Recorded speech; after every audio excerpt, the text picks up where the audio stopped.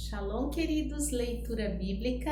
Hoje, dia 9 de setembro, nosso texto está no segundo livro de Samuel, no capítulo de número 3. E houve uma longa guerra entre a casa de Saul e a casa de Davi. Porém, Davi se ia fortalecendo, mas os da casa de Saul se iam enfraquecendo. E a Davi nasceram filhos em Hebrom. Foi o seu primogênito Amon, de Ainoã, a Jezreelita. E o seu segundo, Quileabe, de Abigail, mulher de Nabal, o carmelita. E o terceiro, Absalão, filho de Maaca, filho de Talmai, do rei Jesur. E o quarto, Adonias, filho de Agite. O quinto, Cefatias, filho de Abital. O sexto, Itreão, de Eglá, também mulher de Davi. Estes nasceram a Davi em Hebrom. E havendo guerra entre a casa de Saul e a casa de Davi, sucedeu que Abner se esforçava na casa de Saul. Tinha tido Saul uma concubina cujo nome era Rispa, filha de Aiá. E disse Isbosete a Abner: Por que entraste a concubina de meu pai? Então se irou muito Abner pelas palavras de Isbosete e disse: Sou eu cabeça de cão que pertence a Judá? Ainda hoje faço beneficência à casa de Saul, teu pai, os seus irmãos, aos seus amigos, e te não entreguei nas mãos de Davi. E tu hoje buscas motivo para me arguires por causa da maldade de uma mulher?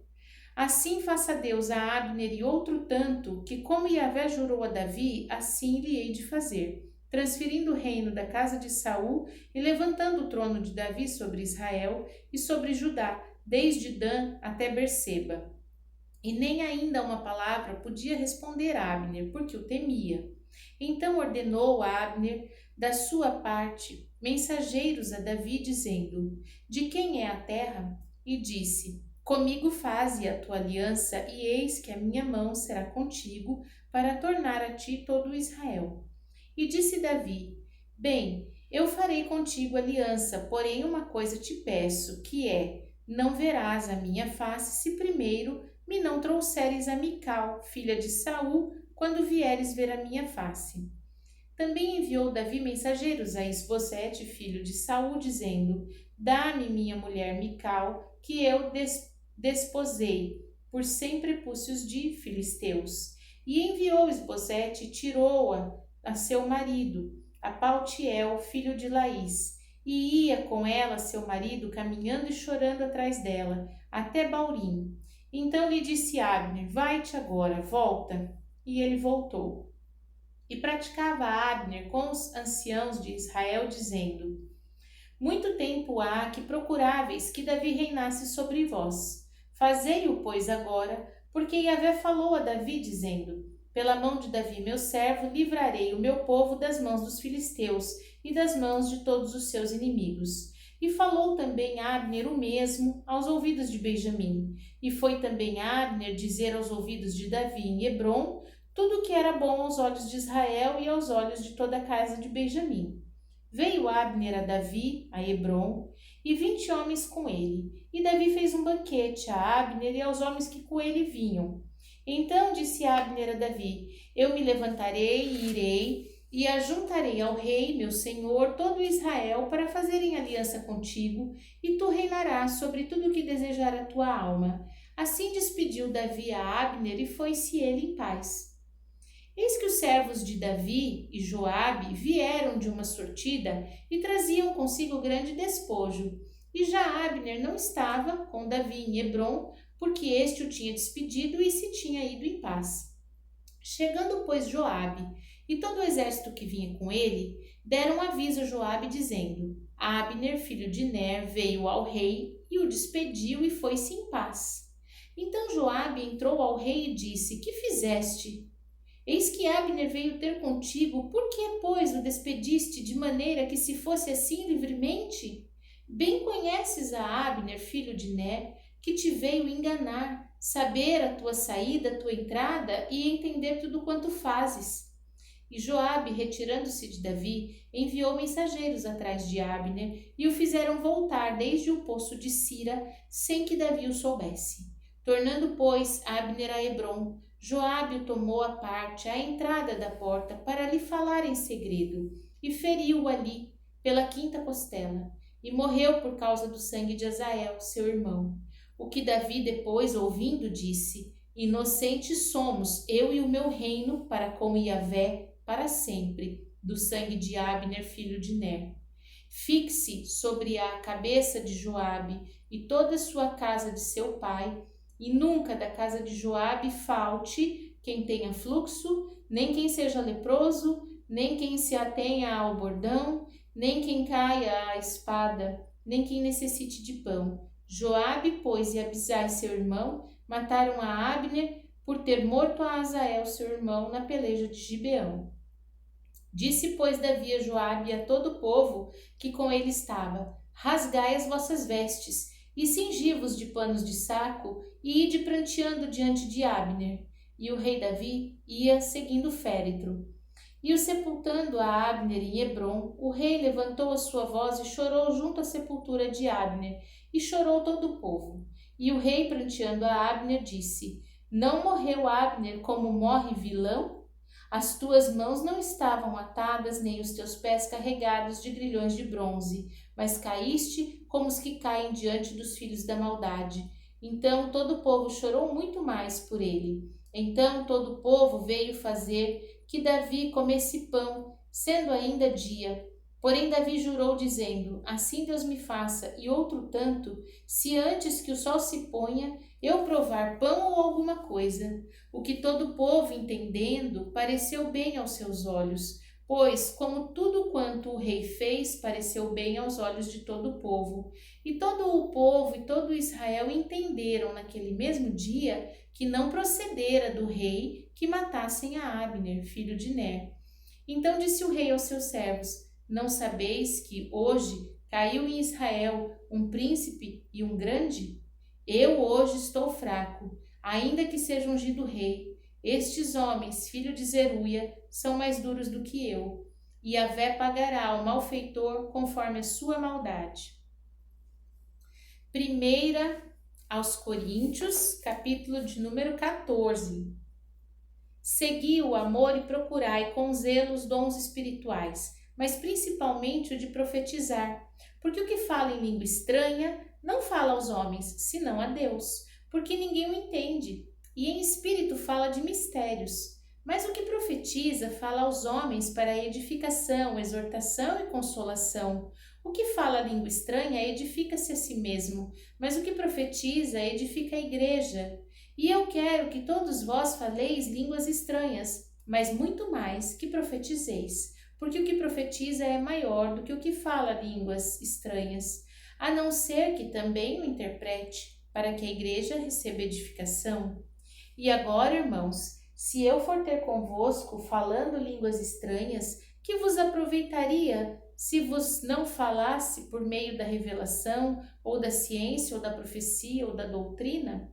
Da mesma sorte, se as coisas inanimadas que fazem som, seja flauta, seja cítara, não formarem sons distintos, como se conhecerá o que se toca com a flauta ou com a cítara?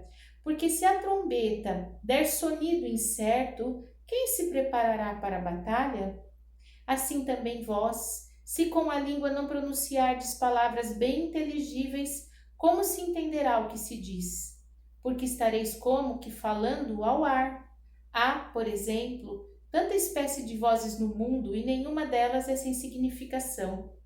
Mas se eu ignorar o sentido da voz, serei bárbaro para aquele a quem falo, e o que fala será bárbaro para mim. Assim, também vós, como desejais dons espirituais, procurai sobejar neles para a edificação da igreja. Pelo que, o que fala a língua estranha, ore para que a possa interpretar, porque se eu orar em língua estranha e o meu espírito ora bem, mas o meu entendimento fica sem fruto, o que farei, pois? Orarei com o espírito, mas também orarei com o entendimento, cantarei com o espírito, mas também cantarei com o entendimento. Doutra maneira, se tu bendisseres com o espírito, como dirá o que ocupa lugar de indouto o amém sobre a tua ação de graças, visto que não sabe o que dizes? porque realmente tu dás bem as graças, mas o outro não é edificado. Dou graças ao meu Deus, porque falo mais línguas do que vós todos. Todavia, eu antes quero falar na igreja 5 palavras na minha própria inteligência, para que possa também instruir os outros, do que 10.000 palavras em língua desconhecida. Irmãos, não sejais meninos no entendimento, mas sede meninos na malícia e adultos no entendimento. Está escrito na lei: por gente de outras línguas e por outros lábios falarei a este povo, e ainda assim me não ouvirão, diz o Senhor.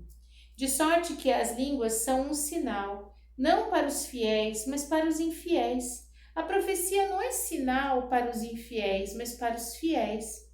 Se, pois, toda a igreja se congregar num lugar, e todos falarem línguas estranhas, e entrarem indoutos ou infiéis, não dirão, porventura, que estáis loucos? Mas, se todos profetizarem, e algum indouto ou infiel entrar, e de todos é convencido, de todos é julgado, os segredos do seu coração ficarão manifestos, e assim, lançando-se sobre o seu rosto, adorará a Deus, publicando que Deus está verdadeiramente entre vós. Que fareis, pois, irmãos? Quando vos ajuntais, cada um de vós tem salmo, tem doutrina, tem revelação, tem língua, tem interpretação. Faça-se tudo para a edificação. E se alguém falar língua estranha, faça-se isso por 2, ou, quando muito, 3, e por sua vez, e haja intérprete. Mas, se não houver intérprete, esteja calado na igreja e fale consigo mesmo e com Deus. Falem 2 ou 3 profetas e os outros julguem. Mas se a outro que estiver assentado for revelado alguma coisa, cale-se o primeiro. Porque todos podereis profetizar uns depois dos outros, para que todos aprendam e todos sejam consolados. E os espíritos dos profetas estão sujeitos aos profetas, porque Deus não é Deus de confusão, senão de paz, como em todas as igrejas dos santos. As mulheres estejam caladas nas igrejas, porque lhes não é permitido falar, mas estejam sujeitas, como também ordena a lei. E se querem aprender alguma coisa, interroguem em casa seus próprios maridos, porque é indecente que as mulheres falem na igreja. Porventura saiu dentre vós a palavra de Deus? Ou veio ela somente para vós? Se alguém cuida ser profeta ou espiritual, reconheça que as coisas que vos escrevo são mandamentos do Senhor. Mas se alguém ignora isso, que ignore. Portanto, irmãos, procurai com zelo profetizar, e não proibais falar línguas, mas faça-se tudo decentemente e com ordem. Livro de Ezequiel, capítulo de número 12. Veio a mim a palavra de Yahvé dizendo: Filho do homem, tu habitas no meio da casa rebelde, que tem olhos para ver e não vê, tem ouvidos para ouvir e não ouve, porque é casa rebelde.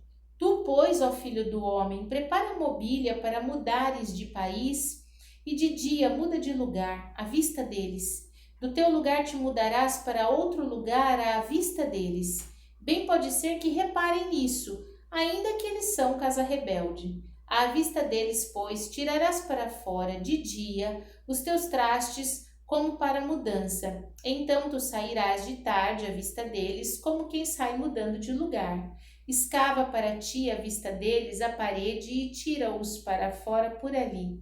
E à vista deles, aos ombros os levarás, e às escuras os tirarás e cobiçarás a face, para que não vejas a terra, porque te dei por sinal maravilhoso a casa de Israel.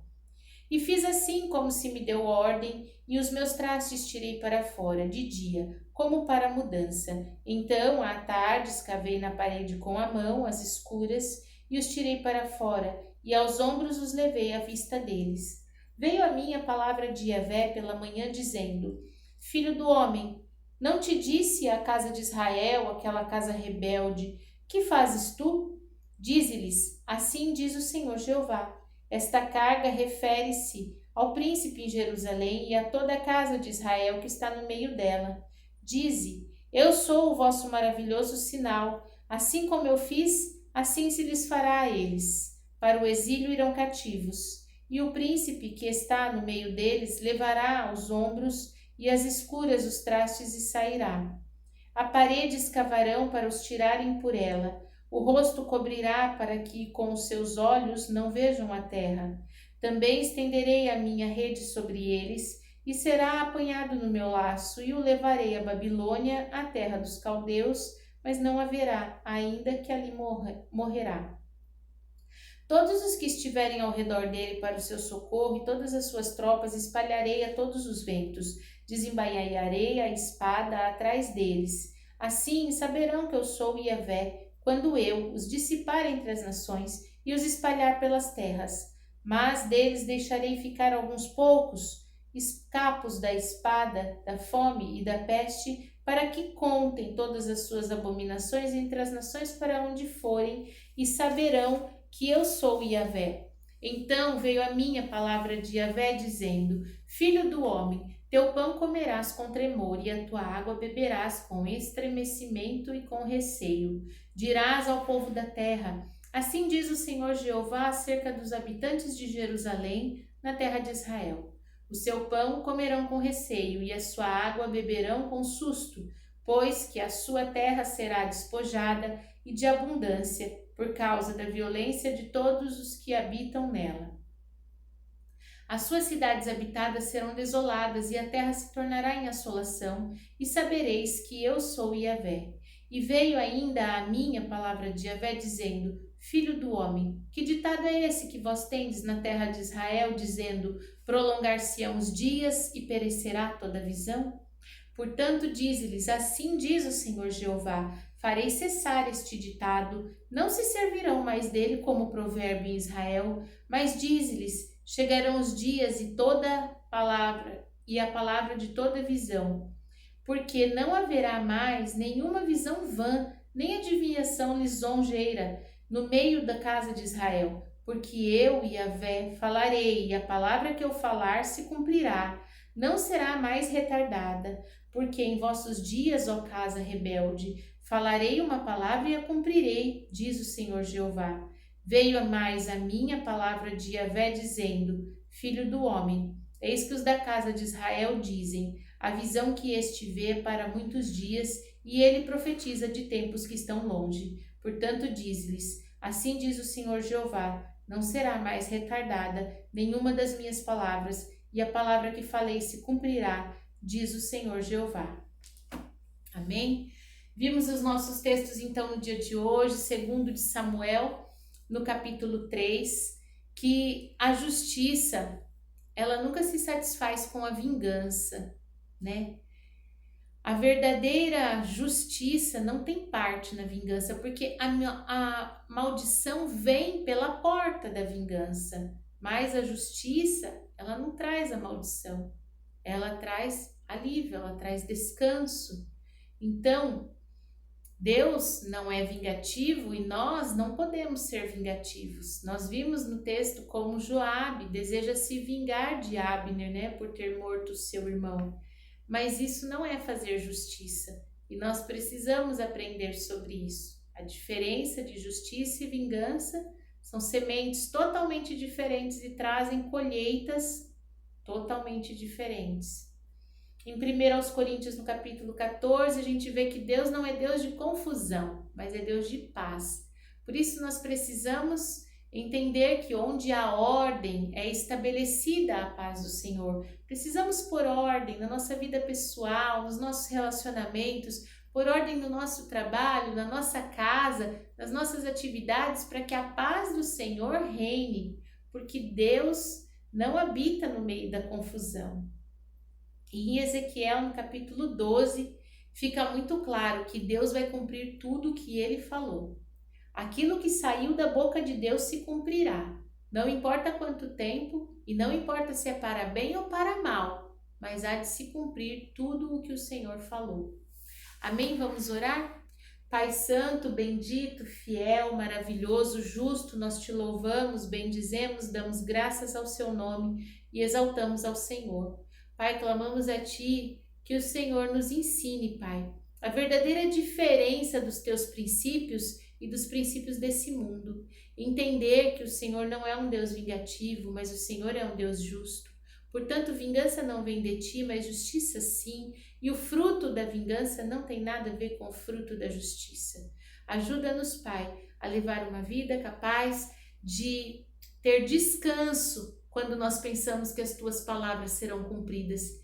Que o cumprimento da tua palavra não nos traga perturbação ou medo, porque as nossas ações não nos comprometem. Ajuda-nos a viver assim, sem que as nossas ações nos comprometam. Em nome de Jesus, Pai, aperfeiçoa-nos pelo teu bom Espírito. É o que te pedimos e agradecemos. Amém. Shalom.